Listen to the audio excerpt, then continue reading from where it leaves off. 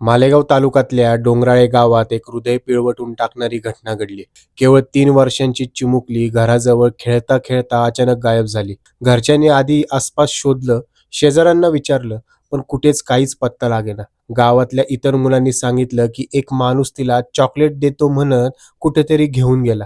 हे ऐकताच तिच्या आईबाबांची हृदयाची धडधड वाढली आणि गावकरीही शोधायला बाहेर पडले.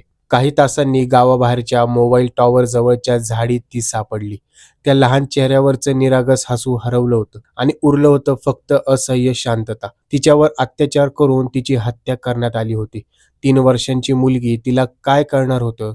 कोणती चूक तिने केली होती? पोलिसांनी तपास सुरू केला आणि विजय खैरनार नावाच्या 24 वर्षांच्या तरुणाला ताब्यात घेतलं. चौकशीत त्याने गुन्हा कबूल केल्याची माहिती मिळाली. अत्याचार लपवण्यासाठी त्याने मुलीचा जीव घेतला. हे ऐकताच संपूर्ण गाव सुन्न झालं. घरच्यांची अवस्था तर विचारायलाच नको. ज्या हातात तिचं छोटंसं दप्तर धरलं असतं, ज्या हातात खेळणी असायची, तिथे आज रिकामेपण आहे. आईबाबांचे डोळे पाणावलेत आणि संपूर्ण गावात संतापाची लाट आहे. ही घटना फक्त एक बातमी नाही, तर प्रत्येक पालकासाठी एक इशारा आहे.